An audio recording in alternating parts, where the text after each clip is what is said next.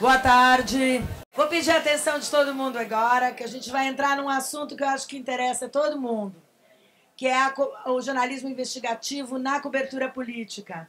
Estou trazendo 2 repórteres super premiados, profissionais acima de qualquer suspeita, para discutir o comportamento da mídia também durante a crise política. Rubens Valente, por favor. Rubens Valente é repórter investigativo da Folha de São Paulo, na sucursal de Brasília, e autor do livro Operação Banqueiro, que revela os bastidores da Operação Satyagraha, uma outra operação que todo mundo já deve ter esquecido, mas com certeza tem muito dessa experiência para a gente falar agora. A obra foi resultado de uma investigação que durou 4 anos. Além disso, ele tem 17 prêmios por reportagens publicadas, entre eles o Extra de Reportagem, ao lado de Chico Otávio, do Globo, e 2 prêmios da Sociedade Interamericana de Imprensa. O Chico Otávio... Chico, você senta do lado do Rubens, que eu... É repórter especial do jornal O Globo, foi um dos fundadores da ABRAGE, Associação Brasileira de Jornalismo Investigativo. Tem 11 prêmios, entre eles 6 prêmios ESSO por reportagens investigativas. É professor da PUC-Rio, acho que tem alunos dele aqui também, né? E em janeiro, junto ao jornalista Aloysio Piara, lançou o livro Os Porões da Contravenção, Jogo do Bicho, Ditadura Militar, a história da aliança que profissionalizou o crime organizado. Eu estava até brincando aqui que a gente já está meio que devendo 2... os workshops aqui, com eles, um para falar da Operação Banqueiro e o outro para falar do jogo do bicho e da ditadura militar. Mas hoje nós vamos falar do Brasil de agora. Vamos colocar os colegas numa saia justa aqui.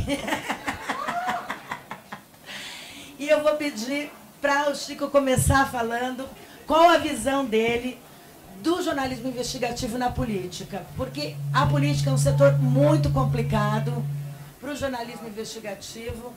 É um setor onde você tem muitos interesses em jogo, onde você depende muito de declarações e de informações em off, vazamento de documentos. Esse trabalho eu acho que é um trabalho pouco conhecido das pessoas que apenas leem o jornal. Tenho certeza que muitos equívocos serão desfeitos aqui e muitos outras suspeitas serão confirmadas. Então, Chico, eu queria começar com você me dizendo como é que você está vendo essa cobertura sobre o impeachment que está caminhando junto com a cobertura do Lava Jato. Boa tarde, agradecer pelo convite, uma honra estar aqui, aposto totalmente no projeto de vocês, feliz de poder contribuir de alguma maneira. Enfim, como vocês sabem, sou repórter do Globo aqui na sede do jornal, no Rio, portanto eu não estou lá na cobertura extensiva de Brasília, né? E nem tampouco em Curitiba. Nós cobrimos o desdobramento da Lava Jato em Curitiba com os repórteres da sucursal de São Paulo.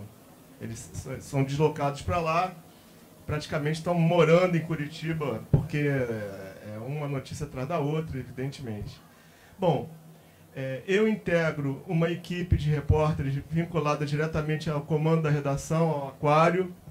Nós produzimos matérias, essas chamadas matérias especiais, né?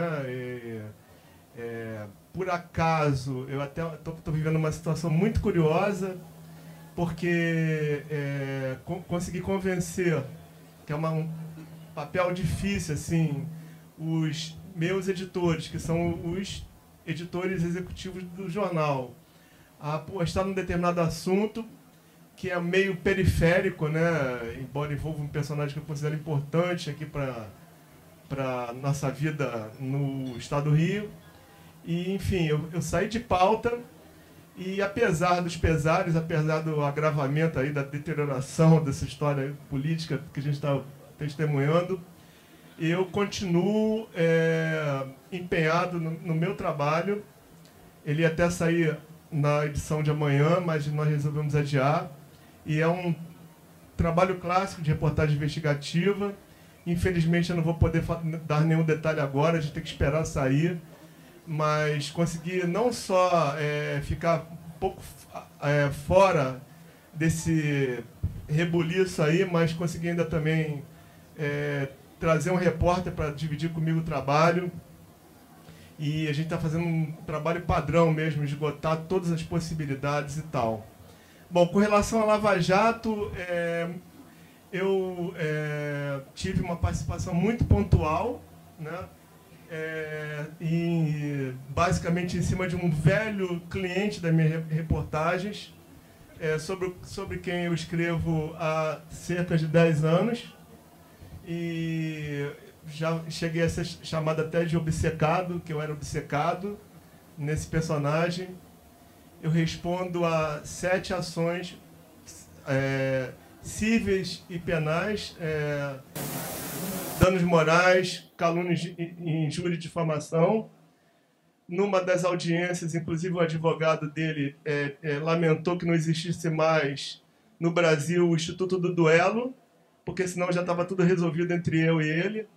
Quem é o personagem? É o presidente da Câmara dos Deputados. Eduardo Cunha! Exatamente. E assim, eu fico feliz de saber que hoje somos todos obcecados nele, né? Bom, então, assim, eu continuei um pouco desse meu trabalho, que já não é de hoje, mais focado em cima dele, e papel dele nessas operações. Fui a Brasília, tive contato com pessoas importantes nesse trabalho de investigação. Eu acho que está tendo um desdobramento importante. Pena que um pouco ofuscado, evidentemente, eu lamento, né? Mas um pouco ofuscado pela situação institucional do país. Sobre esse caso específico, né? Eu posso falar, eu tenho assim uma longa história. Eu fiquei até contente porque na delação do Delcídio ele se refere ao Eduardo Cunha, a relação do Eduardo Cunha com a Dilma, e faz uma referência específica a Furnas, porque a história de Furnas teria sido a razão do rompimento, e Dilma demitiu o presidente de Furnas depois de uma série de matérias que eu escrevi, mostrando exatamente a ação dele lá. De certa forma, isso demonstra, né, que a reportagem teve ali um papel importante nesses desdobramentos, a ponto do caso ser citado na delação do Delcídio. Bom, claro que eu estou assim muito preocupado. O que mais me preocupa hoje é a prerrogativa profissional de você poder circular livremente, fazer o seu trabalho. O clima está tenso, isso se reflete hoje dentro da redação. A gente não tem assim mais uma liberdade de ação nas ruas. Eu acho que é ruim para a reportagem. A rua, eu acho que é o espaço apropriado para o repórter fazer o seu trabalho. Eu sou um cara extremamente apaixonado pela reportagem. Pô, sei lá, confesso aqui, estou fazendo 30 anos de profissão e não consegui perder essa paixão pela reportagem, entendeu? E, óbvio, eu não sou preposto da minha empresa, eu acredito no meu trabalho, não posso reclamar das condições que são oferecidas para ele. Vocês veem, olha, a situação toda que a gente está vivendo aí, eu na condição de um repórter especial, e até agora eles não me importunaram. Continuam apostando na minha história, eu estou acreditando nela e eu quero levá-la até o fim, até onde eu puder, entendeu? E é isso que eu estou vivendo hoje, não sei, eu prefiro aqui abrir para perguntas e poder trocar com vocês.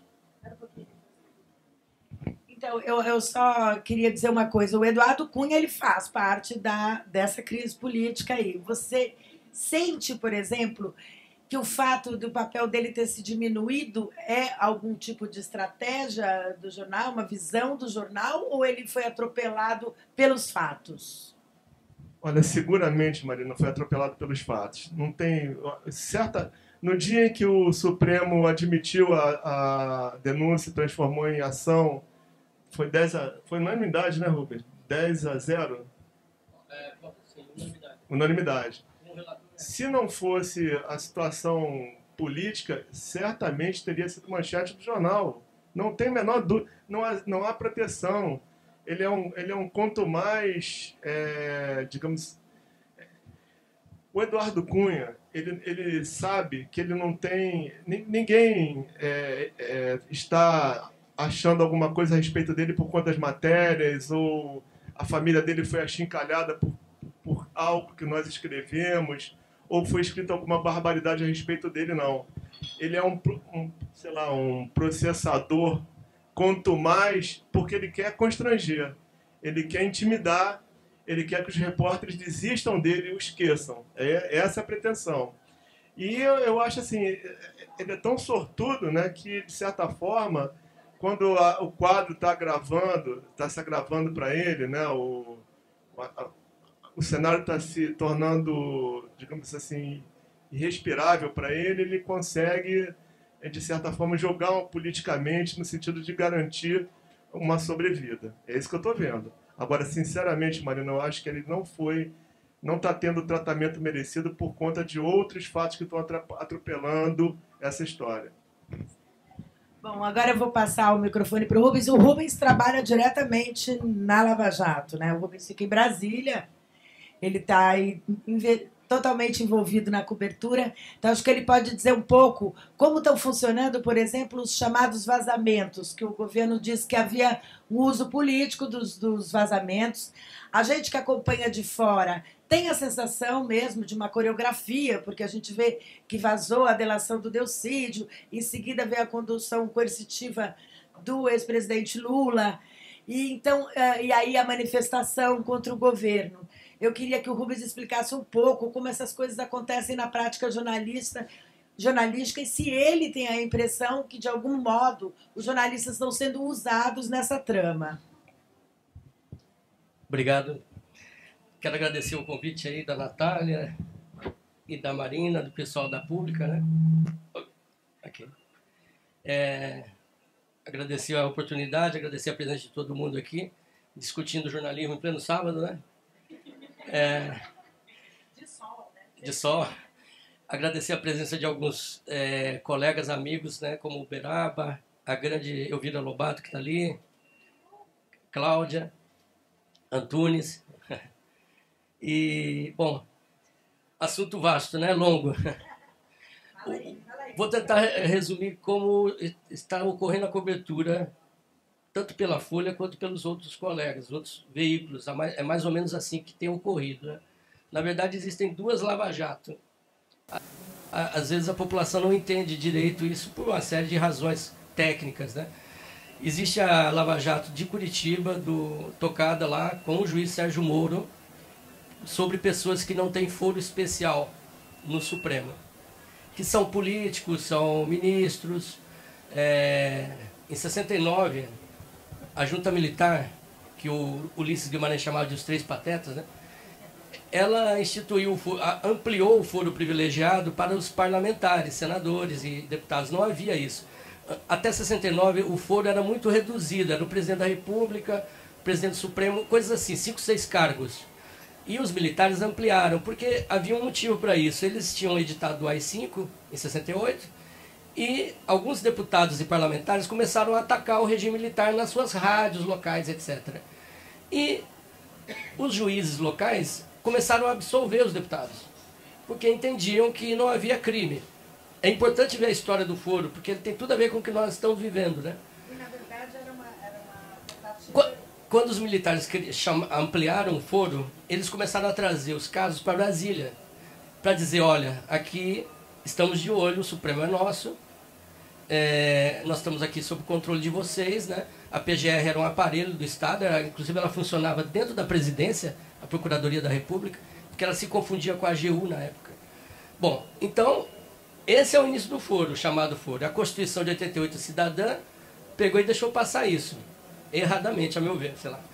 E as constituições estaduais replicaram isso. Então, hoje, a última conta que eu vi, tem 7 mil pessoas no Brasil que vivem do foro, com foro privilegiado, secretário municipal, conselheiro do Tribunal de Contas, essa casta que eu chamo, essa elite administrativa política.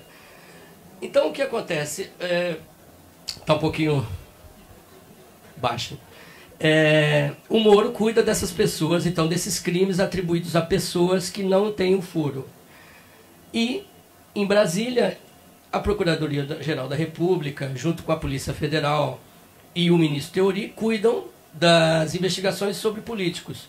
Então, às vezes, Moro é cobrado por fatos ou atos que não estão ao alcance dele. Por exemplo, uma pergunta recorrente: por que ele não investiga o Aécio Neves? Ele não pode investigar o Aécio Neves. Coisas assim. Isso ajuda...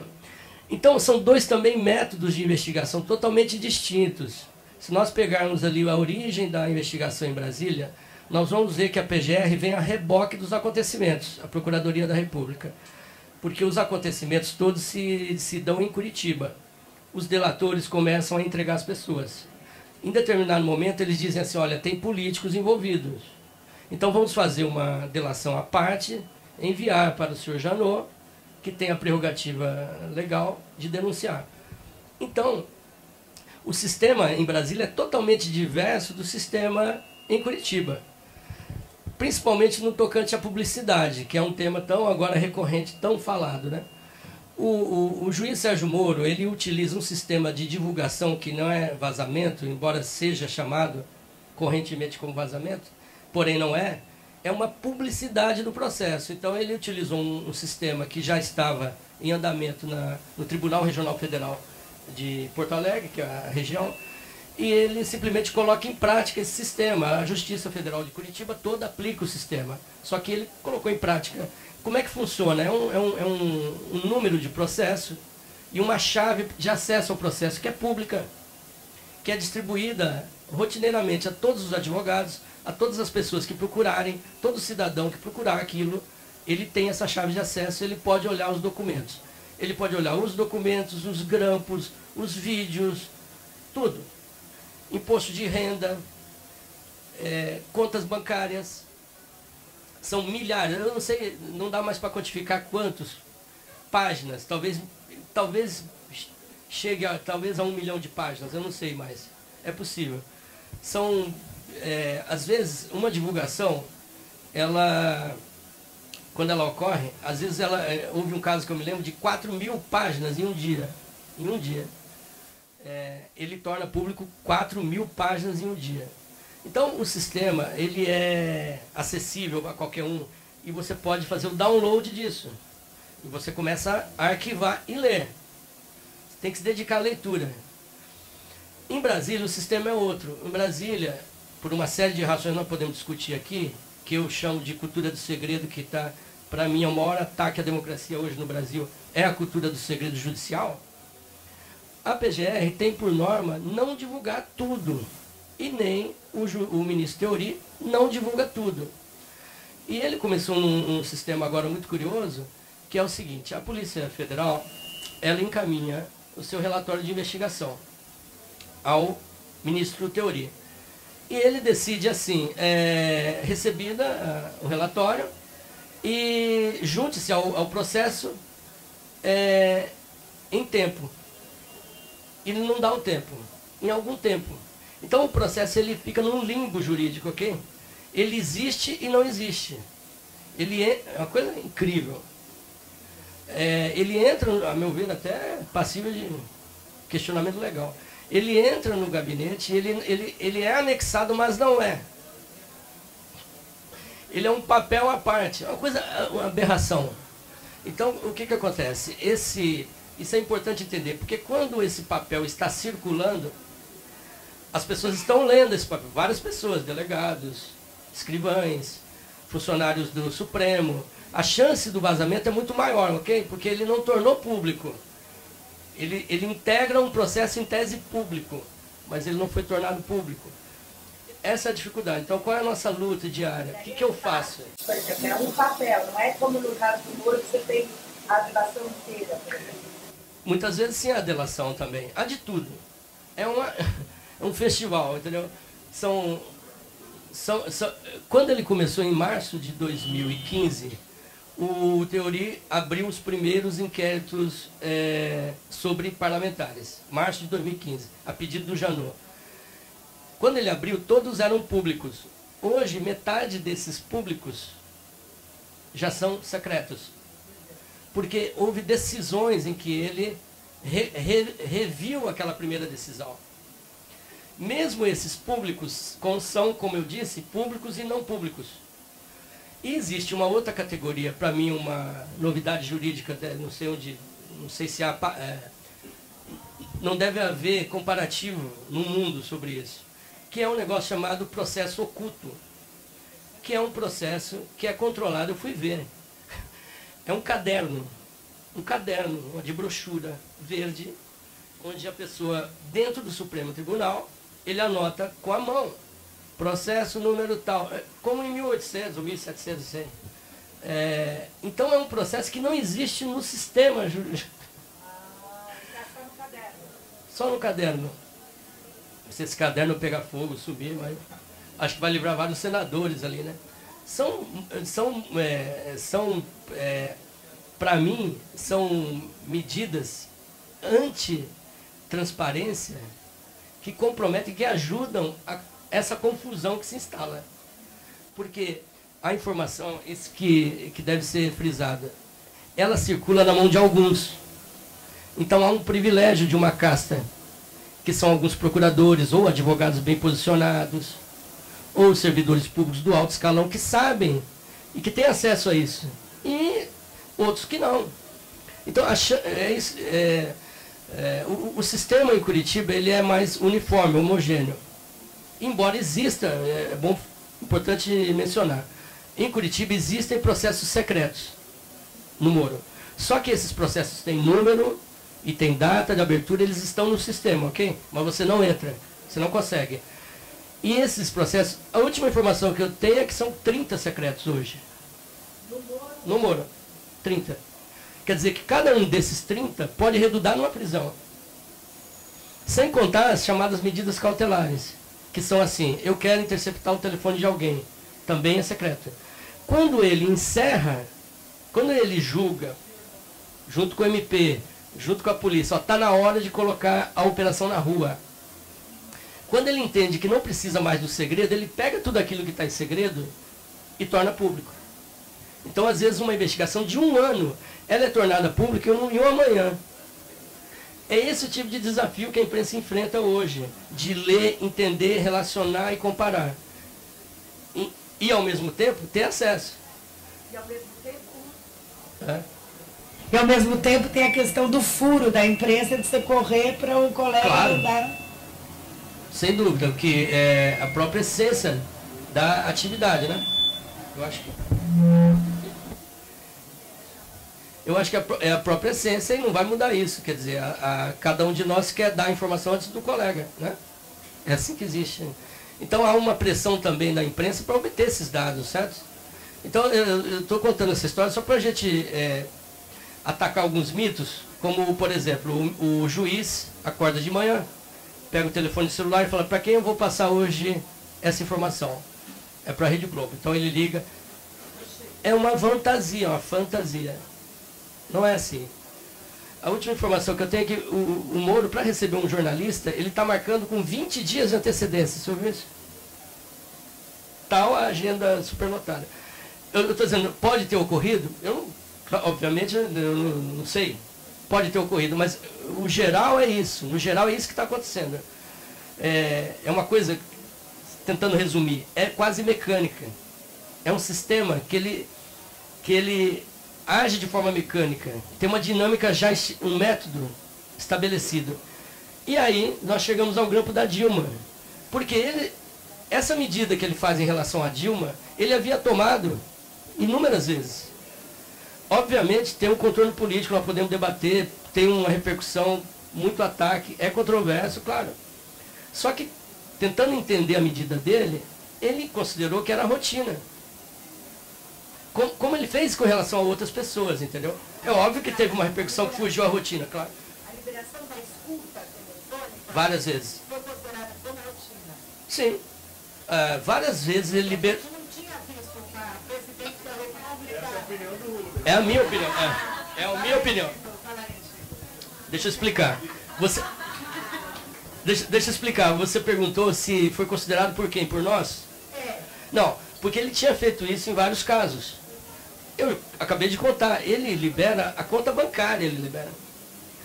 Ele diz o seguinte: nós vivemos uma sociedade aberta, em que as pessoas têm que ter acesso às coisas. Políticos não podem esconder métodos, não podem esconder artimanhas. As pessoas têm que ser isentas, claras. E se as pessoas não querem ser acusadas, não façam coisas erradas. E se as pessoas não querem ser grampeadas, não falem besteira. É essa basicamente a noção da Lava Jato. É assim que eles trabalham. Agora, óbvio que a voz da presidente, ocupada por um foro, protegida por um foro, causou toda essa repercussão. Eu tenho uma opinião que posso dizer adiante. Talvez até contra a do Chico.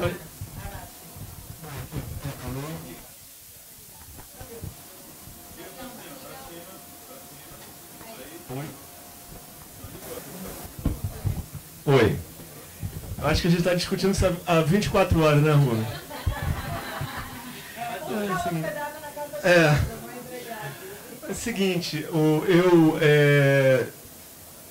nesse meu esforço, né, com relação ao meu personagem, meu querido personagem, há alguns anos atrás, eu acho que talvez uns 6, eu estava acompanhando uma operação da Polícia Civil do Rio, junto com o Ministério Público, coordenação de combate à sonegação fiscal, contra a refinaria de Manguinhos, por suspeita de formação de quadrilha para fins de fraude fiscal, ICMS. Essa refinaria, diga-se de passagem, ela não produz uma gota de combustível, ela serve para isso. E havia interceptação telefônica autorizada pelo juiz. No momento em que Eduardo Cunha, sempre ele, né, caiu no grampo, porque ele dava proteção política para essa quadrilha, o juiz imediatamente deslocou a competência para o Supremo, imediatamente, entendendo que qualquer ato, a partir daquele momento, seria nulo de direito. Houve um deslocamento automático para a competência do Supremo. Agora, o que acontece é o seguinte, eu não sou jurista, é um tremendo palpite que eu quero dar aqui e tal, fruto da minha experiência e das conversas ao longo desses anos todos com especialistas, né?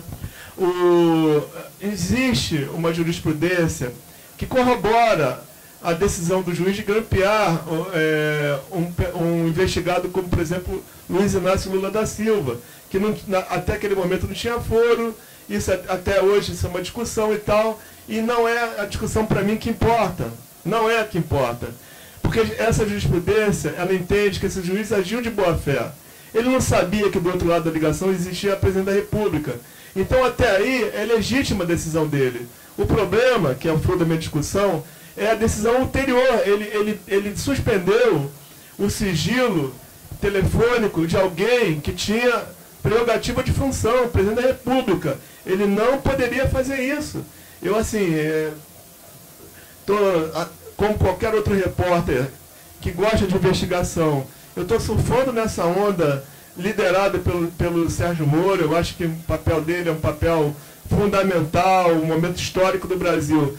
Mas nem a Dilma, que não deve realmente falar coisas indevidas por telefone, concordo com o Rubens, mas também nem o Sérgio Moro, ninguém está acima da lei. Ele não poderia fazer isso. Caiu a Dilma, é deslocamento da competência automática para o Supremo.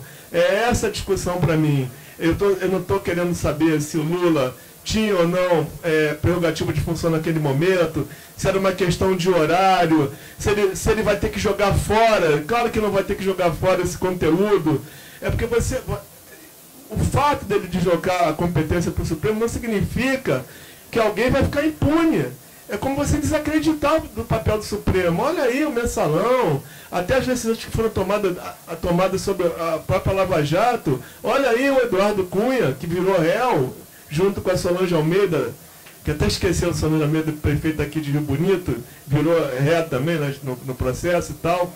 Então, assim, o que eu acho ótimo, vamos dar apoio, mas haja dentro da lei. Ninguém está acima da lei. E é essa a natureza de 24 horas de debate aqui com o Rubens, que a gente está trazendo aqui para vocês, dividindo com vocês também. Rubens, você mantém, depois das 24 horas de discussão, você mantém Tome a sua posição. Claro, senão não tem graça, né? Senão o Fla-Flu não acontece, né? Não. Olha aqui, vou tentar resumir as 24 horas em 5 minutos, né? O que acontece? É o tema mais... Esse ponto que o Chico levanta é o mais importante do ponto de vista jurídico hoje dessa discussão. Para mim é o único, na verdade. Né? Todos os outros estão superados. O ponto hoje da discussão é se ele poderia ter aberto o sigilo daquele grampo da Dilma. Essa é a discussão. Sobre ele ter grampeado a Dilma, isso é pacífico, tem muita jurisprudência a respeito, que eles chamam de encontro fortuito de prova, ou serendipidade, que eles chamam, tecnicamente. Você está gravando alguém e o Fernandinho Beiramar liga para aquele cara. O Fernandinho Beiramar não era investigado, mas era investigado o outro. A conversa do Fernando Beiramar fica valendo, claro, porque, infelizmente, ele ligou... As provas não são nulas. As provas não são nulas, ok. Então esse ponto é superado. O ponto-chave, que é uma discussão pertinente, e aí eu acho que ninguém aqui quer ter a razão, né? Eu não quero ter, mas é pertinente. E vamos ouvir então o que dizem os especialistas, entre aspas, e o próprio Moro, e os juízes federais soltaram uma nota com 450 assinaturas, dizendo que a atitude dele foi legal. O Supremo, ele diz o seguinte, que a Constituição diz que compete ao Supremo processar e julgar. Fulano, Cicrano, Beltrano, presidente da República, tal. Processar e julgar, é o termo. Então, toda a discussão é o quê? O Moro processou a Dilma ao abrir o sigilo. O Moro, ele deu uma decisão chamada interlocutória, que é uma decisão intraprocesso, que é quando uma decisão que não afeta a ninguém. Por exemplo, ele não mandou polícia, vá atrás da Dilma. Ou ele não mandou, Banco Central, me dê o extrato da Dilma. Não. Ele disse que tinha uma gravação e que ele entendeu que deveria publicar. Em tese, não é um ato de investigação contra ela. É isso que ele se sustenta. Ele diz, eu não tomei nenhuma medida em direção a ela. E se nós formos olhar outros casos, há jurisprudência a respeito. Ele não poderia ter instruído. Nesse caso, segundo ele, segundo muitas pessoas que tiveram acesso, dizem que não houve uma instrução. E pelo contrário, ele remeteu aos Supremos, nós sabemos. Agora voltou, né? Houve uma decisão, não sei, está em curso isso. Mas o fato é que ele não tomou mais nenhum ato investigatório depois que a voz dela apareceu. Basicamente é isso.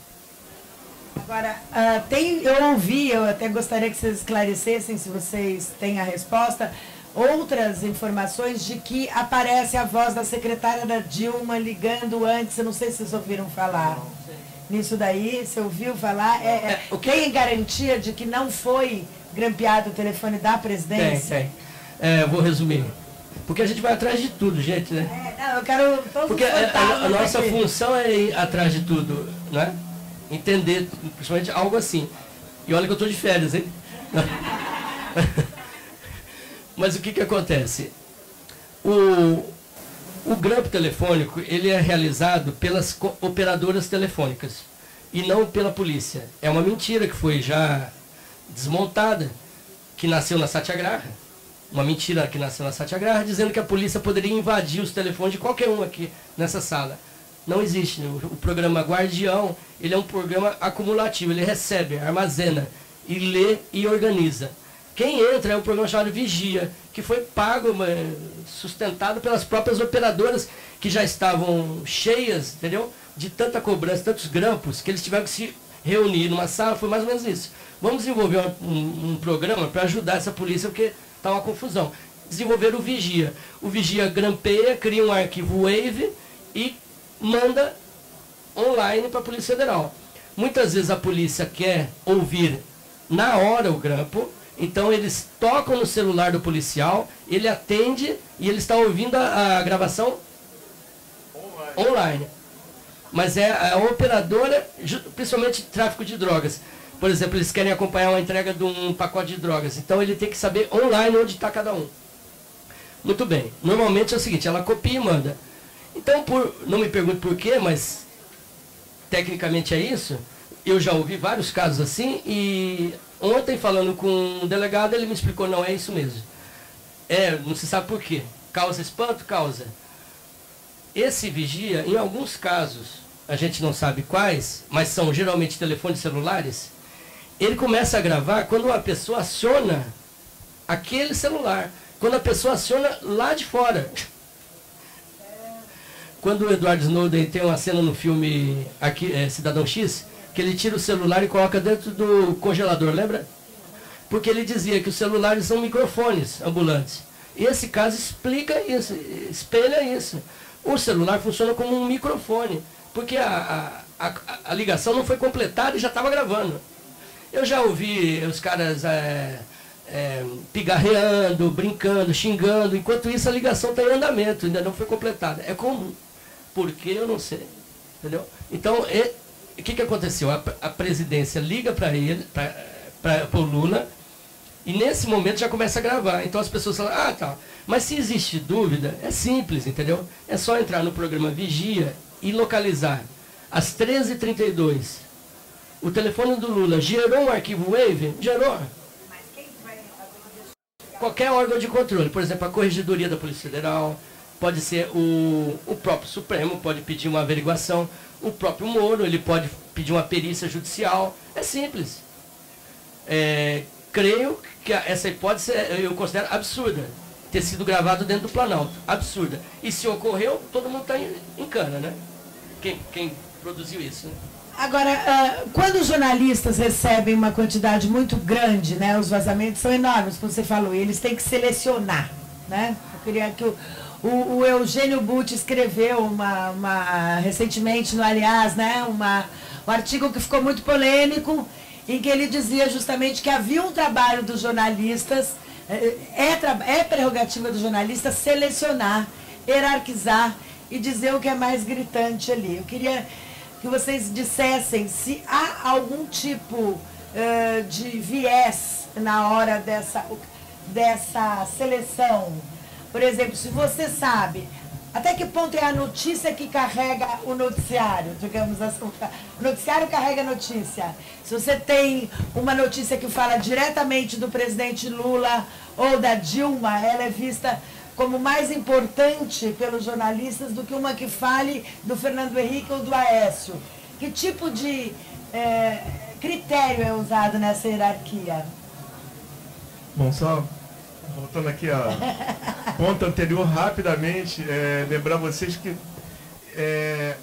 embora seja atribuição do órgão judicial processar e julgar, a instrução também é do tribunal, do órgão competente. Tanto é que o Teori Zavascki é o juiz de instrução dos inquéritos que foram abertos no Supremo para os políticos que foram envolvidos na Lava Jato. Todas as medidas cautelares são despachadas por ele. Ele é o cara condutor da fase de inquérito. Ele não está julgando, ele não está conduzindo o processo. Ele está trabalhando quase como um juiz de instrução. E para mim seria o caso da Dilma. Olha, apareceu a Dilma, remete para o Supremo, despacha, eu acho que tem que ser distribuído para o juiz natural, que seria o Teori Zavascki, e caberia a ele decidir ou não se levantaria, que para mim é uma decisão de conteúdo, trata diretamente do inquérito. Caberia a ele decidir levantar ou não o sigilo da Presidência da República. Bom, sobre seleção, né?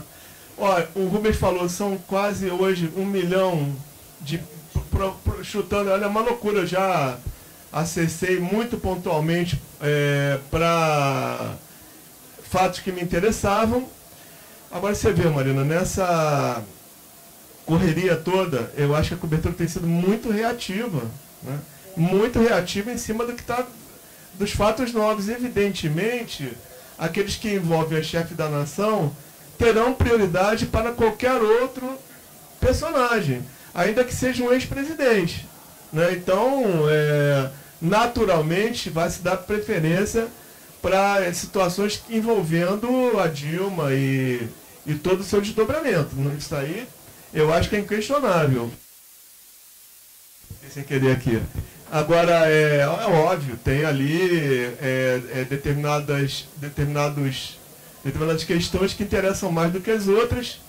Existe uma reunião de pauta todo dia que reúne os editores, o comando da redação. Ali são discutidas as prioridades e os repórteres são orientados a seguir aquelas prioridades que foram determinadas na reunião de pauta. Agora, Marina, olha só, eu nunca tive uma atitude passiva diante desse processo. Eu acho que cabe ao repórter tensionar.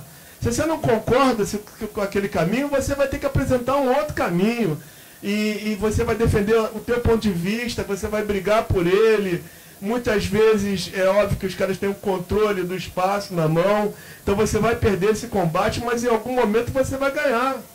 O que não pode é o repórter só concordar com isso. E eu sou assim, eu sempre tensionei muito, sempre briguei muito pelo que eu acredito. Eu acho que eu consigo ter um trabalho, digamos assim, dentro do possível até independente. Eu tenho ali a minha linha de trabalho e nunca me deixei levar pela onda. Eu, assim, fico vendo o que eu posso fazer, que tipo de atitude eu posso tomar para não ficar só nessa cobertura reativa. Faço muito isso. Mas o quão comum é isso? E outra coisa, mano, olha só, é um equívoco também, hein, Rubem? A gente achar que você está no Rio, portanto você não tem nada a ver com a Lava Jato. Grande parte dos personagens da Lava Jato moram no Rio. Essas operações se sucederam aqui no Rio. Fernando Baiano, Rio de Janeiro. Paulo Roberto Costa, Rio de Janeiro.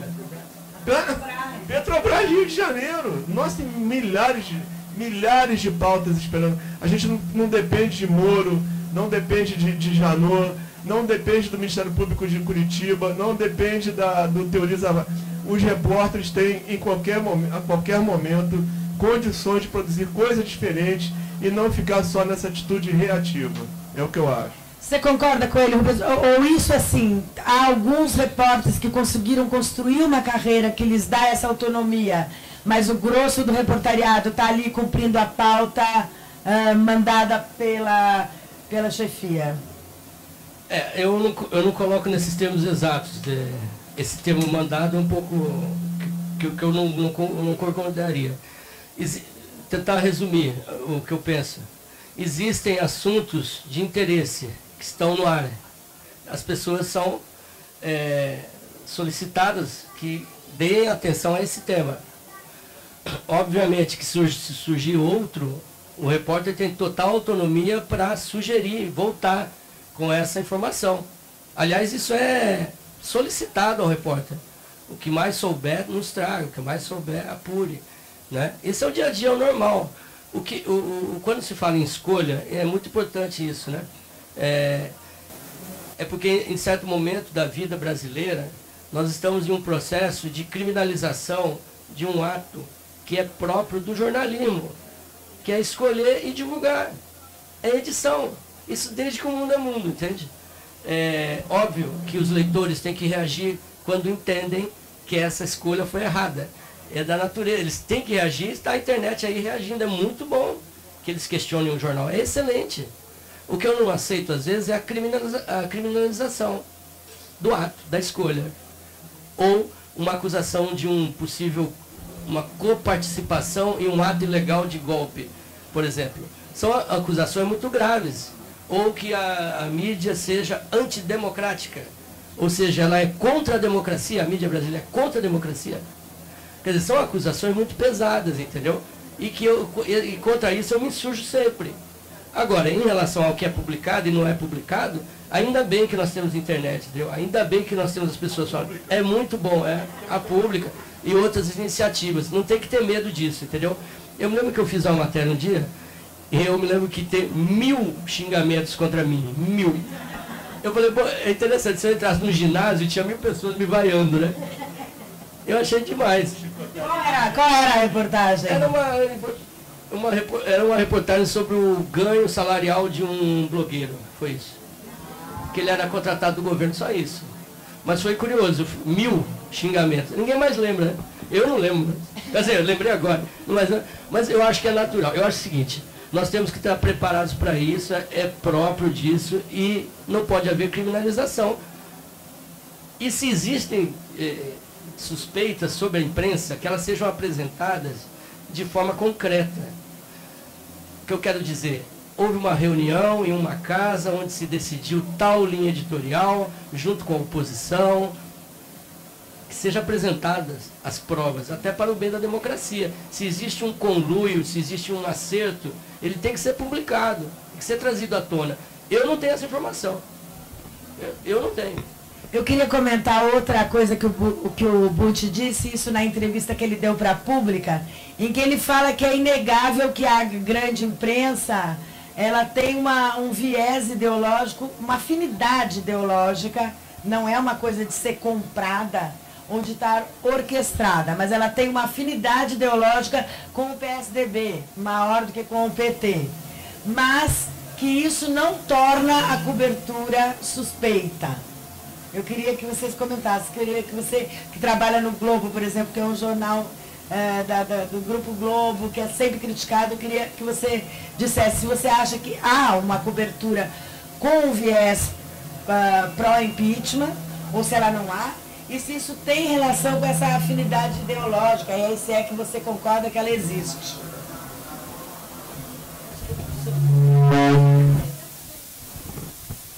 Gente, eu não me sinto em condições de analisar as reuniões da cobertura. Alô?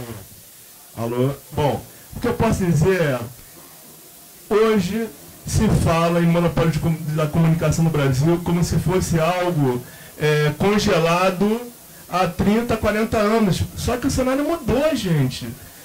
Eu até brinquei aqui, mas assim, se você não gosta do que o Globo está publicando, se você não gosta do que a Folha está publicando, tem a Pública, tem a Lupa, tem outras experiências fantásticas acontecendo por aí, independentes. Tem os blogs, chamados blogs sujos, não concordo muito com essa expressão, mas que trazem reportagens, estão trazendo o tijolaço, o cafezinho. Então tem as opções. A internet, ela tirou esse controle absoluto dos meios de comunicação tradicionais, né? Então as opções são diversas. O que eu estou dizendo é que, independentemente de existência ou não de um viés ideológico na cobertura, cabe ao repórter, se por acaso existir esse viés, se insurgir contra esse viés e não ficar numa posição passiva. Senão a cobertura acaba ficando refém do olhar do editor. Esse editor, no mínimo, ele é um cara que não circula pelas ruas. O máximo que ele faz é se deslocar de casa para o trabalho e do trabalho para casa. E o que ele vê de rua é essa distância, né? É nessa distância casa-trabalho. Quem está circulando, quem está indo por aí, vendo as coisas acontecerem, trocando, recebendo as informações, processando, é o repórter. Então cabe a ele tomar a iniciativa. Ele tem que estar sempre com a iniciativa. Ainda que você se frustre em alguns momentos, eu já vários momentos me frustrei, eu acho que você tem que lutar sempre, lutar até o fim. Eu posso responder por mim, Marina, a tua pergunta. Eu não concordo com essa rotina. Eu me insurjo contra ela, eu provoco, eu sou chato. Como diz o Ricardo Boechat, o papel do repórter é encher de rugas o rosto do editor, né? E encher de cabelo branco.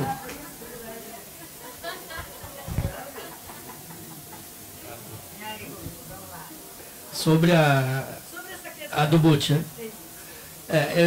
Novamente aqui eu quero frisar que eu falo como um mero repórter que não tem nenhuma condição de falar sobre em nome da... então eu falo com uma opinião muito de longe, né, das coisas. Meu papel é outro, meu dia a dia é outro, né? Agora ele acha isso, eu respeito, né, o que ele disse. Agora ele tem que lembrar também que no governo Fernando Henrique houve uma série de atritos com a imprensa. A Folha revelou a campanha da reeleição, os grampos do BNDES, cadê a Elvira que ajudou a revelar? Saiu, foi tomar um ar. Fez bem. E você tem todo o processo do painel do Senado. Então, houve uma série de eventos, áreas de atrito com o PSDB. Então, a equação não é tão simples. Eu acho que nem o Butch disse que é tão simples, né? Não. Ele disse que haveria uma afinidade ideológica. Mas ele disse, inclusive, que isso não comprometia a cobertura. Ele não achava que esse viés interfere na produção das reportagens. Porque essa mesma imprensa que o Butch disse que tem essa afinidade, ela que revelou a pista de pouso do Aécio no interior de Minas. Foi uma matéria da Folha. Né? A gente divulgou, em dezembro eu consegui a delação de um dos delatores acusando o Aécio de ter pedido 300 mil reais. Foi a Folha que divulgou. Né? E fui xingado pelo pessoal do PSDB. Né?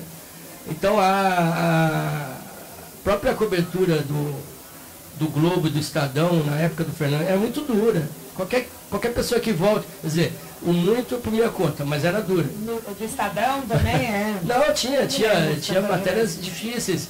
Se você voltar no tempo e começar a olhar nos arquivos, você vai ter surpresas, né?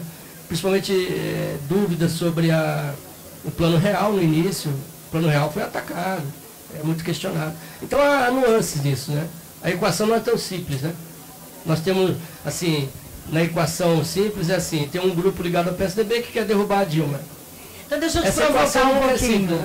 Você investigou a Operação Satiagarra na Folha, mas na hora que você foi continuar a investigar e se aprofundar, você escreveu um livro. Quer dizer, não há aí um limite do que você poderia publicar no jornal e o que você teve que fazer por conta própria? Nesse caso, vou contar rapidinho, né?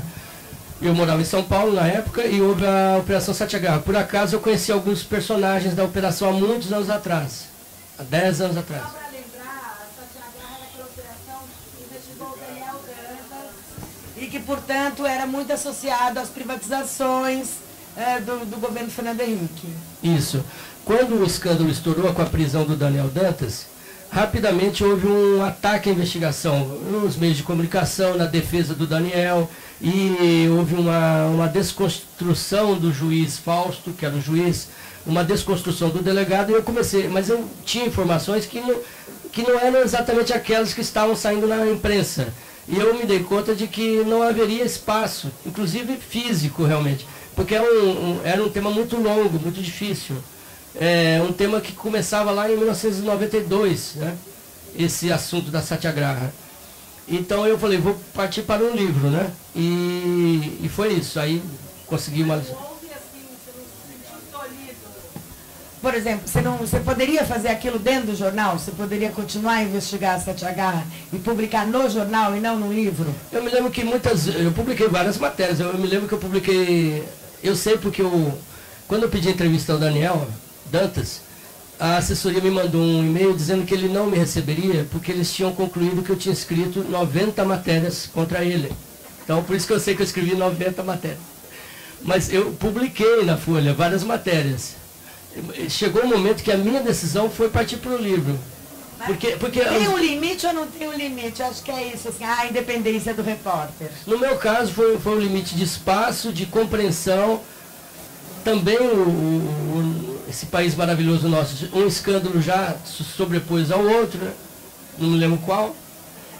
Mas, então, rapidamente já foi caindo no esquecimento a Satiagarra. Mas eu achava um caso tão expressivo de impunidade que merecia um livro, que é um caso em que os poderosos se articularam, né, com uma banca de advocacia muito forte e conseguiram o apoio do ministro Gilmar Mendes, que reverteu e concedeu 2 habeas corpus em poucas horas, aqueles fatos inéditos, incríveis, né? Ele tinha adotado um entendimento que era único na época, e eu falei, isso não deve ser relatado melhor, estava muito mal falado, muito mal explicado. E depois que saiu o livro, ele moveu uma ação contra mim, é a única ação que eu respondo pelo livro. Ele pediu 200...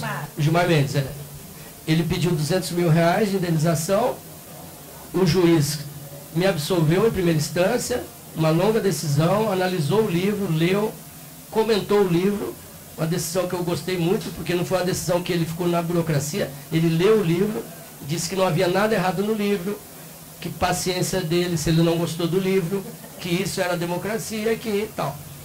Agora, ele recorreu dessa decisão no Tribunal de Justiça do Distrito Federal, em Brasília.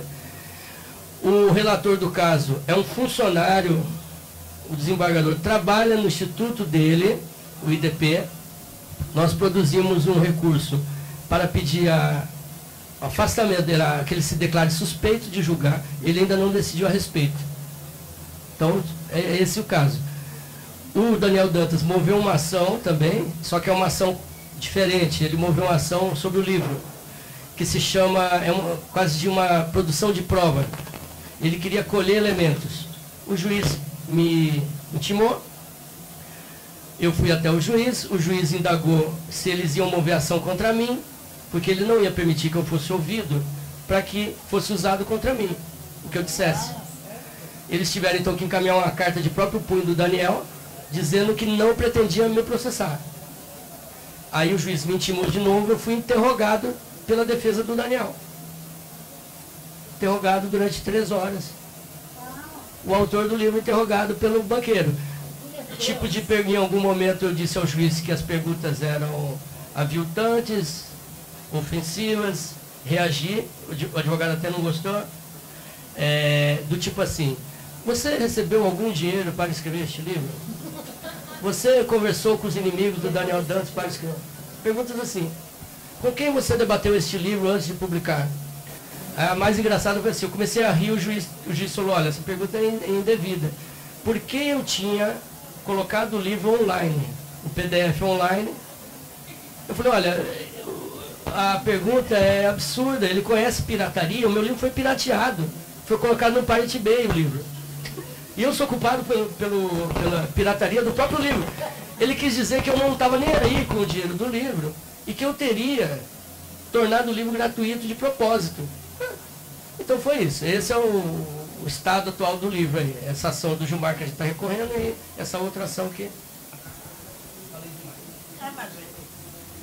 Não, eu queria aproveitar esse gancho para falar de livro-reportagem. Eu passei vivi um pouco dessa situação do Huber, né? Porque em 2013 publiquei, junto com um colega meu, Aloysio Piara, uma série sobre a ditadura e a contravenção, e me incomodou muito, Marina, assim, com todo respeito aos colegas, né? Mas sempre me incomodou muito o tipo de cobertura que a grande imprensa faz do carnaval, principalmente aqui no Rio de Janeiro, as escolas de samba do grupo especial.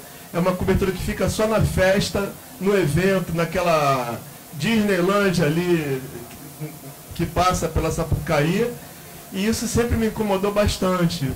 Então a gente foi buscar um pouco da gênese desse processo que hoje deságua na Marquês de Sapucaí.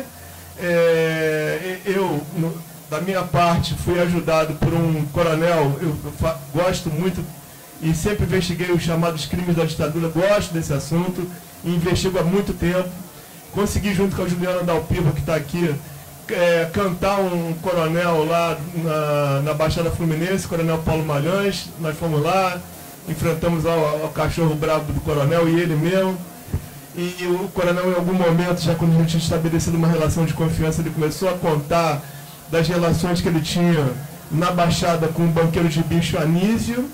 E aí nós conseguimos entender que isso aí era um modelo muito maior, que não era só o Paulo Malhães, que não era só o capitão Guimarães, hoje, para mim, o grande chefe de toda essa organização. Outros elementos dos porões da ditadura migraram para a contravenção. No momento em que a ditadura estava se desmoronando, esses caras ficaram órfãos, né, esses verdugos do regime ficaram órfãos, não sabiam o que fazer. A única opção que eles tinham é voltar para os quartéis, voltar a vestir a farda, voltar a bater continência, voltar a se submeter à ordem superior e a cortar o cabelo, tirar a barba e tal. Eles não aceitaram esse retorno e foi nesse momento que a contravenção ofereceu para eles a continuação de um projeto de poder que eles já estavam perdendo na ditadura militar. O livro é um pouco isso. Nós começamos, eu e a Aloy, com uma série de reportagens no Globo, publicada em 2013, e entendemos que a gente tinha um material muito mais rico e que muita coisa careceu de uma explicação melhor e mais detalhada. Daí surgiu a ideia do livro, a editora abraçou a ideia e eu tive a felicidade de lançar junto com a Aloy, os pulmões da contravenção em novembro do ano passado, então vivi um pouco isso, né, que o Rubens viveu. Aí eu tive, assim, espaço à vontade, nenhum editor para me encher o saco, entendeu? Claro, você tem que ter todos os... Escreveu demais. Ah, escrevi demais. E, assim, o livro está indo para a 4ª edição, pô, encontrei aí uma luz no fim do túnel para a reportagem investigativa. O livro, sei lá, me trouxe, assim, muita felicidade como profissional. Eu sei que está todo mundo querendo perguntar. Eu queria acabar com uma perguntinha rápida, assim. Eu queria que vocês dois dissessem os pontos altos que vocês viram na cobertura recente da Lava Jato e do processo de impeachment do governo Dilma, e o que vocês acham que foram os pontos baixos dessa cobertura. O que vocês acham que o jornalismo pisou na bola nessa cobertura? Bom, ponto alto, essa pergunta é fácil. Na minha opinião, foco no corruptor, né? Foco nas empreiteiras, foco nos empresários. A gente nunca tinha dado a devida atenção a esse lado da fraude, a esse lado, digamos assim, essa face da corrupção. Eu acho que dessa vez a gente foi fundo. A gente nunca foi tão para dentro do mundo empresarial e mostrando essas relações espúrias que ele manteve com o mundo da política. Pontos negativos, eu vejo a pressa, né? A pressa que te faz atropelar cuidados fundamentais, muitas vezes matérias assim muito mal explicadas, e eu vivo encontrando, e outras muito parecidas com... Eu uso minha mãe, tadinha, como um termômetro. Ela é assinante do jornal. Ela, pô, não aguento maneira. Será que isso aí não é a mesma coisa? Não, ela vive dizendo isso. Então talvez assim, um pouco dessa pressa que prejudica a qualidade do trabalho. Eu acho que houve momentos importantes da cobertura que foram revelações de documentos e delações que acabaram ocorrendo, que eram antecipações, né? Eu me lembro de uma lista de 28, 30 parlamentares que o Estado de São Paulo divulgou, e que se confirmaram esses nomes, a maioria, 99%. Houve um momento em que a revista Época, lá atrás, ela aponta um lobista chamado João Henriques. Ela aponta esse lobista como um homem de ligação, e é verdade. Ele entrevista o João Henriques. O João Henriques alega que estava brincando, bêbado, qualquer coisa assim, que era um momento de descontração e que ele não queria dizer aquilo. No entanto, lá adiante ele faz uma delação e corrobora aquilo que ele disse. Você tem, com toda a certeza, algumas matérias da revista Veja importantes no processo. Eu cito essa do sítio de Atibaia. A revista Veja foi a primeira a divulgar que havia investimentos de empreiteiras naquela propriedade. Essa informação, a meu ver, de grande interesse público, por se tratar de quem se tratava, o ex-presidente da República. A revista Veja antecipa esse ponto, que se comprova agora. Você vai defender até a Veja não para apanhar, né?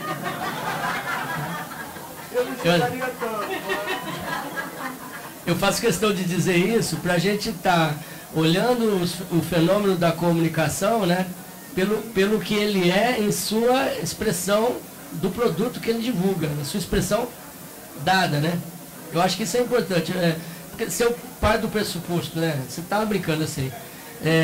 Eu começo a não ler determinadas publicações porque eu acho que aquelas publicações têm um parte-prim. Então, eu acho que diminui minha capacidade de conhecimento. Eu deixo de ler aquilo que me incomoda. Eu acho que não deve ser, e principalmente num caso como esse, cada peça é de importância, né?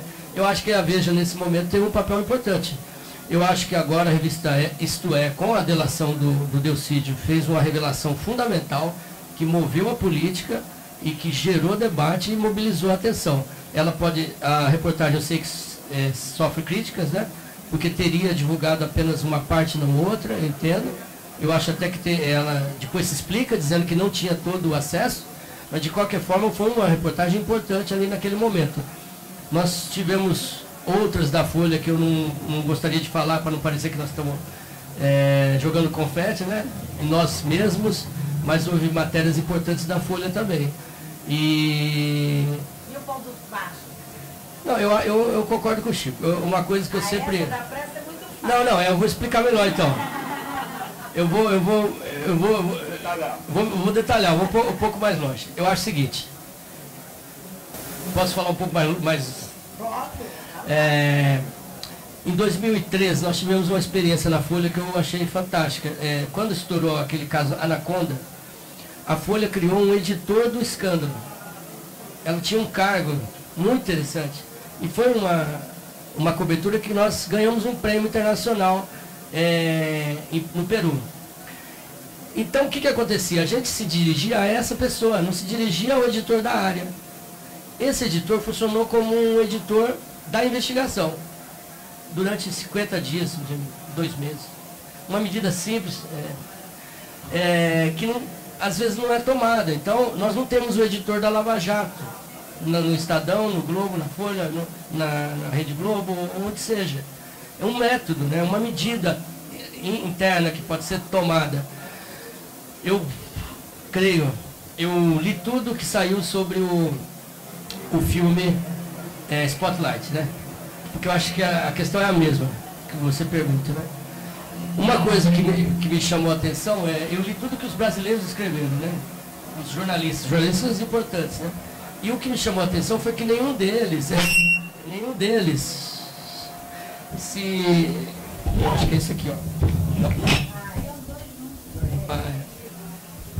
Desculpa.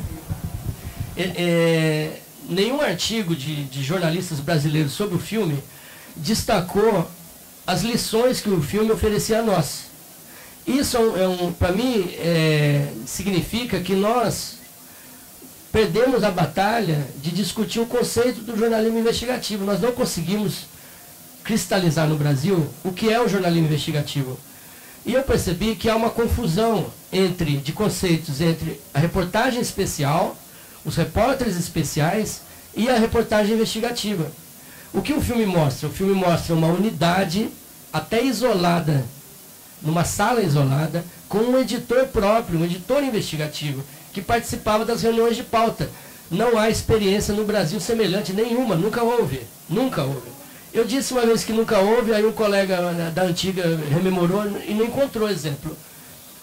Não sei por que isso nunca ocorreu no Brasil, é curioso isso, porque outra coisa que tem que ficar clara é que o Spotlight não é caso único. Eu fui atrás, eu fui pesquisar. O New York Times tem uma editoria Spotlight com 12 jornalistas. E tem um editor investigativo no New York Times. Em 10 anos eles ganharam 7 Pulitzer. Então, em tese, tá aí a receita, né? Eu acho só não ver, não sei, porque isso não é elaborado nas redações. Não existe um método ainda. E que eu acho, vou dizer bem claramente, é o único método possível para realizar o jornalismo investigativo. É o único. Não dá mais para ser uma coisa que parta de cada colega, porque o desgaste é imenso. Pode ter resultado? Pode. São heróis e vão. O Brasil tem enormes reportagens investigativas, importantes. Mas elas são feitas com muito sacrifício. O que o filme mostra? É preciso um método. Tem um momento que o editor diz assim, aqui a gente leva de 6 meses a 1 ano. O editor-chefe fica surpreso. 1 ano? Mas é verdade, gente. Eu conheci equipes investigativas no Peru, tem 3. Uma delas com 8. Eu almocei com os 8. O La Nación tem uma investigação. O Clarim tem uma unidade investigativa. O Canadá tem uma. Eu soube que a Bloomberg tem uma. Aquela matéria de uma equipe de tênis, que é baseada nos dados, né, sugerindo fraude nas partidas de tênis, né, foi produzida por uma equipe investigativa de um BuzzFeed, ou do Yahoo, de um site. Desculpa, eu esqueci o nome, mas era uma unidade investigativa criada para isso. Então, respondendo a tua pergunta, eu acho que falta esse grupo que corre em paralelo à Lava Jato, entende? Com um editor. E esse grupo, com 6 meses, com 1 ano, mas não é possível. É a única saída. Não existe mágica. O jornalismo investigativo é tempo e é dinheiro. Está lá no filme tudo. O filme começa com uma pequena informação que não era nada. E eles querendo derrubar aquela informação porque já tinha saído não sei que ano. E aquela informação é trabalhada e trabalhada e trabalhada. Tem um cara que vai para a rua, tem um cara que lê os dados, tem outro cara que lê documento, tem um que vai a campo, o editor apura. Não há mágica, não há como chegar num resultado bom em uma semana, em um mês, no meio de uma investigação. Eu acho isso, eu estou convicto disso. Esse meu trabalho atual é só de certidão. Cada certidão que você extrai de um cartório, R$100. Aí vem, você tira um conjunto de certidões que remetem a mais uma segunda geração de certidões e mais uma terceira geração de certidões. Isso tem prazo, ou você espera os 5 dias úteis, ou você vai falar com a assessoria de imprensa da Associação dos Cartórios, aí você também já se compromete com essa pessoa, e que também não é legal. Por exemplo, nesse momento, agora, estou numa queda de braço com um determinado órgão público que não quer me fornecer um documento, um processo administrativo. Aí já chamei o jurídico, a gente está preparando um mandado de segurança, e que tem o juiz que decide, vai para a mão do juiz, ele decide ou não. Não, a gente já usou a lei de acesso, sistemática, negativas sistemáticas e tal. Então é um processo caro, longo, exaustivo. Eu trouxe um repórter para dividir comigo, mas já está sendo pressionado. Ele, Chico, eu vou passar lá em cima, porque a gente está trabalhando num outro andar, para os editores me verem, para não ficarem de cara feia, me verem. É assim que a gente trabalha. Estou aqui, eu estou trabalhando também. O que eu estou fazendo aqui é um trabalho como outro qualquer. Infelizmente, o editor acha que você só está trabalhando quando você vai cobrir lá o Pezão que está doente, o Eduardo Paz que falou bobagem pelo telefone, a obra do metrô, se vai ser entregue à linha 4. É isso que o editor acha, que é trabalho. E quando você está assim, porra, semanas circulando pela rua, tomando café com fonte para poder ver se ele arranca alguma coisa. Exatamente, aí isso é um processo longo, exaustivo, cansativo, exige uma puta de uma disposição e tal, que muitas vezes o editor não compreende. Então o Rubens está com toda a razão, a gente não faz jornalismo investigativo a sério aqui.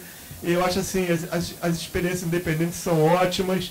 Agora me preocupa um pouco, até a sua colega foi na PUC falar, e a Marina foi na PUC falar, e eu perguntei sobre a questão do suporte jurídico, porque o cara vai te processar depois, e não importa se a sua matéria estava correta, se a sua matéria não estava correta, ele vai te processar assim mesmo, não quer saber. O que ele quer é te constranger, ele quer te pressionar, e você tem que estar preparado para isso. Por isso que eu chamo o jurídico. O jurídico é um parceiro meu, está completamente envolvido na minha história, completamente envolvido. Quer dizer, antes, durante e depois da matéria. É difícil.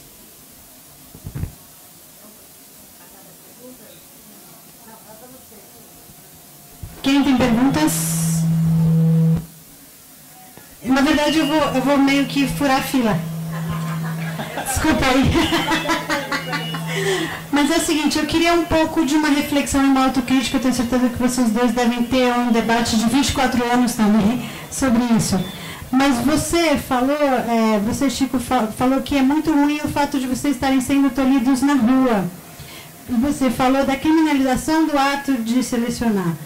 Hoje em dia, eu ouço de muitos jornalistas da imprensa tradicional que eles estão sendo hostilizados. Eu queria que vocês dissessem por que vocês acham que isso está acontecendo, se isso é uma questão histórica, se isso reflete decisões editoriais ou ação dos grupos econômicos de mídia, etc. Vocês fazem essa reflexão? Ah, com certeza. Eu costumo dizer para os colegas assim, olha, a roda girou e a nossa geração ficou com esse papel que para muitos é de vilão. Eu acho que a gente tem que encarar isso com muita tranquilidade, né? Muita tranquilidade os ataques, as acusações, porque nós temos que ter a consciência tranquila do que estamos fazendo e saber que isso também é fruto de uma convulsão social que está se agravando, de uma divisão entre grupos políticos. E nós normalmente somos um alvo preferido, porque é um alvo mais fácil também. Porque o trabalho jornalístico, como ele é subjetivo, ele também é analisado subjetivamente. A análise do que a gente faz é muito mais rápida. E tem que ver com naturalidade. Nós temos casos, eu não vou dar nomes, né? Temos casos impressionantes já. Pessoas são... Uma colega que foi publicada a foto dela com uma tarja de presidiário, né? Outros atacados em sua família, outros atacados na rua, encontros do PT em Brasília, eles jogam copos com água na gente, jogam copos, xingam, gritam, diariamente. A tendência é se agravar. E a gente tem que ter tranquilidade, né? Alguns colegas mais exaltados querem reagir, não é um bom caminho, não devem reagir, né? Mas, principalmente em relação às repórteres mulheres, que me preocupa muito o que está acontecendo, entendeu? Tudo isso é comunicado e informado às chefias, diariamente, o que está acontecendo, né? Nós temos os casos das equipes de TV que são os mais graves, porque eles estão com o microfone ali, né? Em vários casos, vocês já viram, a Globo retira a Cuba para poder circular, ela retira a identificação da Globo, ela é obrigada a se esconder na multidão para poder trabalhar. Não acho que é um bom caminho, não é um caminho razoável, né? Nada razoável, né? Eu acho assim, que muito do que nós fazemos hoje era feito pelas gerações anteriores. Sempre foi feito. Você fazer uma reportagem sobre alguém. Em determinado momento a roda girou e de repente o que nós fazemos agora pode ser condenável, atacado, etc. Mas se você volta no tempo, houve barbaridades na imprensa. O Eugênio Butti disse que melhorou, né? Eu trabalho há 26 anos como repórter, né? Então há 26 anos eu leio também, né? Não vivi certos momentos.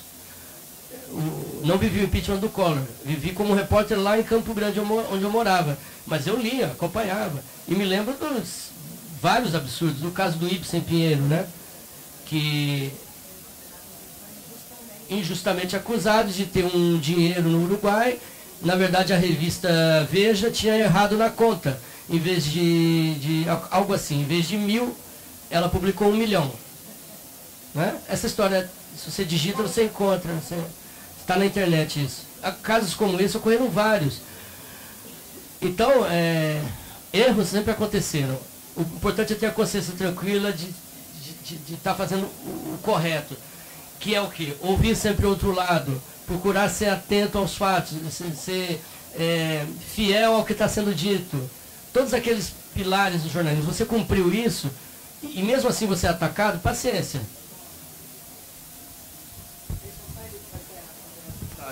Se vocês forem olhar para os jornais que eram feitos na década de 50 do século XX, cobertura de campanha eleitoral, campanha de 50 e tal, eram panfletos.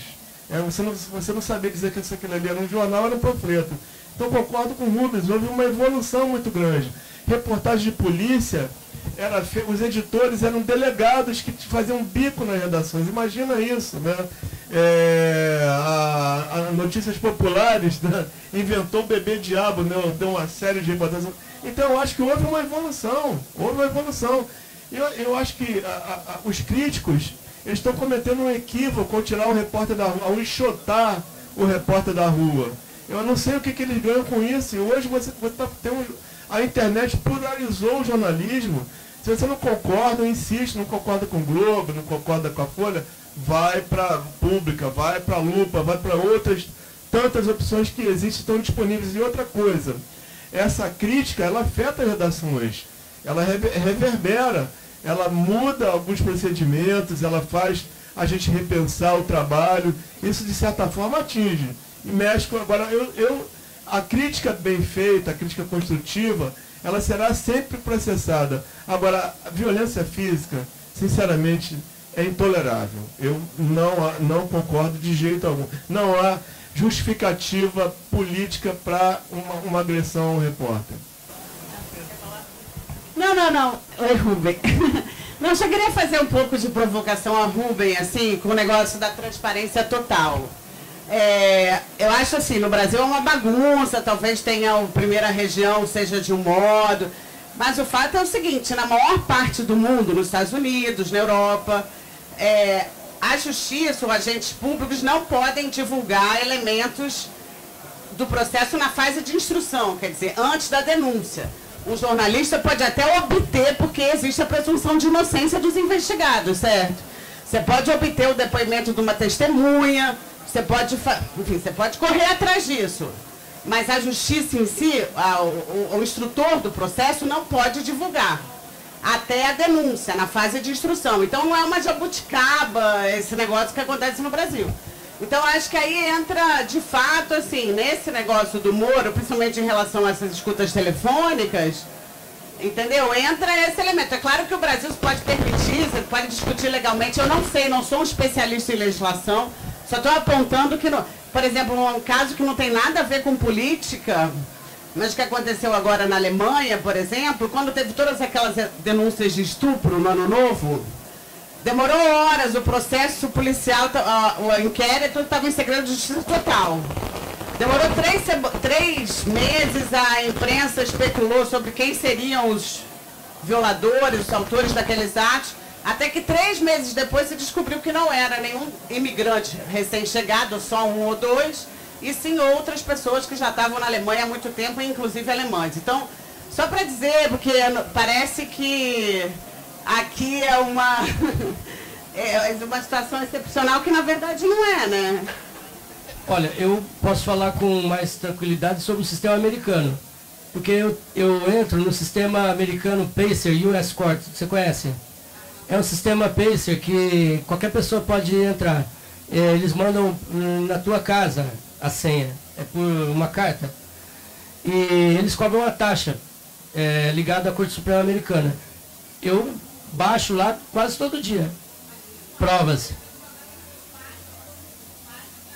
Inúmeras fases. Eu já, por exemplo, o caso da FIFA, quando houve...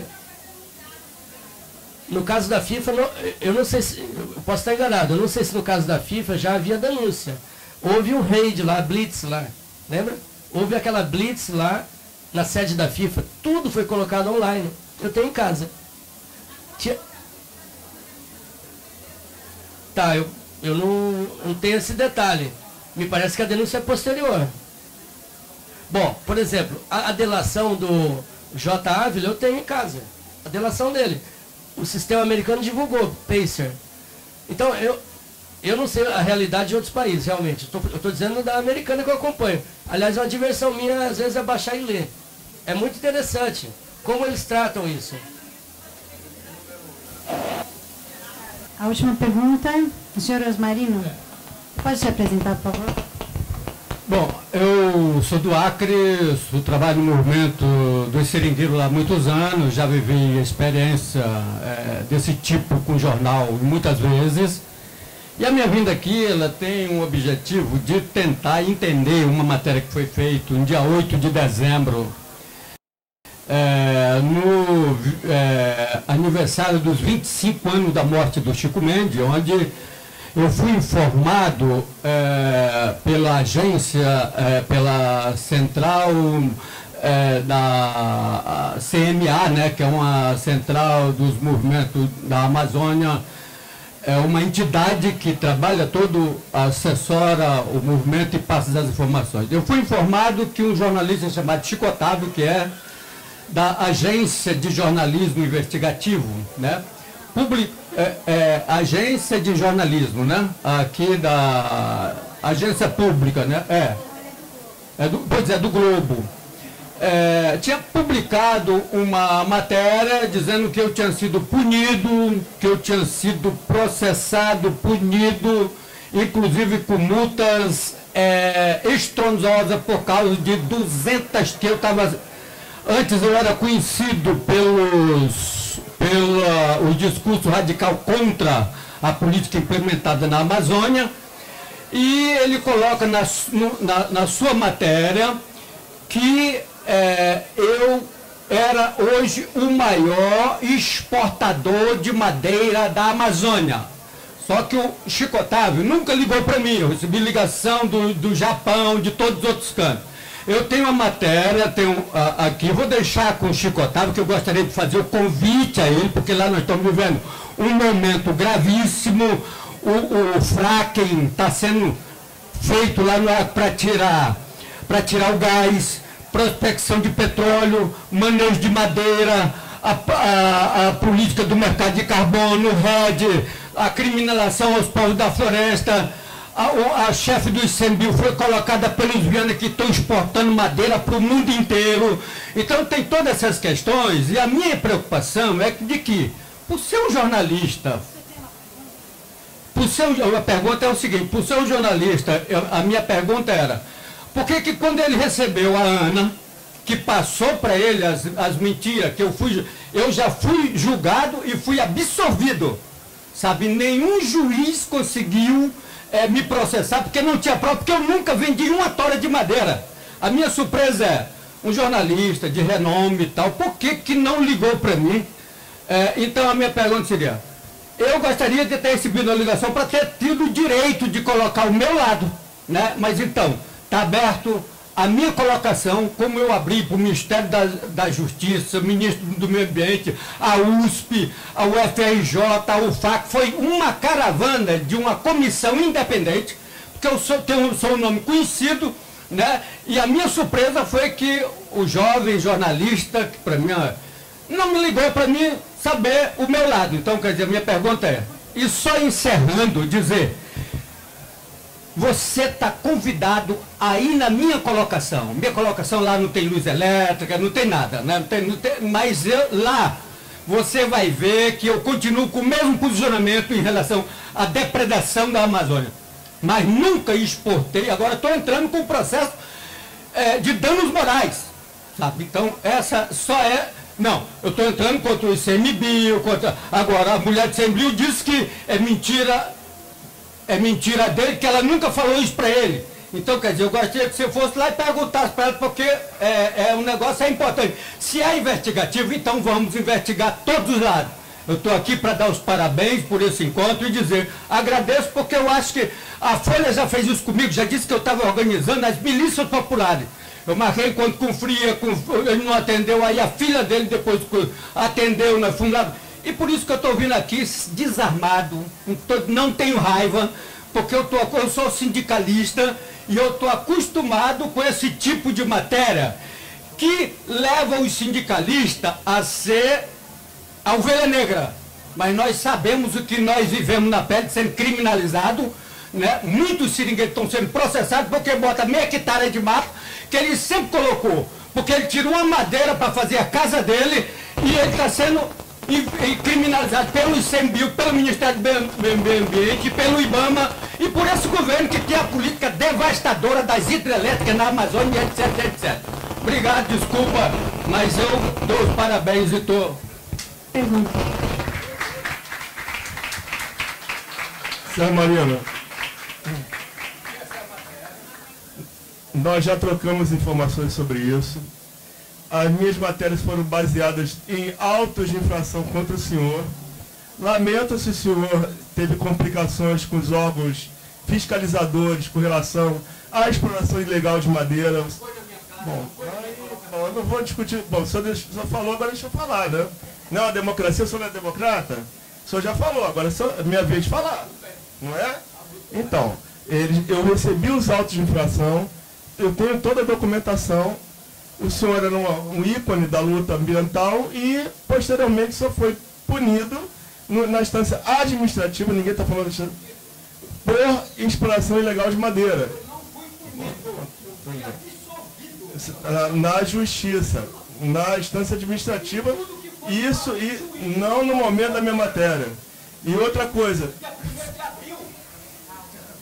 Deixa eu falar, ué. O senhor tem razão, o senhor está defendendo o seu ponto de vista. Está no seu direito, mas também está no direito de mostrar qual é digamos assim, a cozinha dessa reportagem. Outra coisa, eu não tenho dificuldade nenhuma de ouvir o outro lado. As minhas matérias, as matérias de alguns dos meus colegas com os quais eu convivo, em todas elas sempre foi aberto o espaço necessário para a colocação. Se por acaso, em algum momento, eu não o encontrei, foi por alguma razão técnica. Mas não foi por desinteresse de ouvir o seu lado. Eu não tenho nenhuma intenção ideológica. Respeito a sua luta, respeito o senhor como cidadão. Agora, eu recebi os dados e publiquei. E, assim, reafirmo que eu publiquei, entendeu? Lamento pelo episódio, que levou o senhor a uma demanda judicial. Eu não posso fazer nada. Eu só reportei. Bom, só está trazendo uma notícia nova. Uma notícia nova. Perfeito. Passa para mim, claro.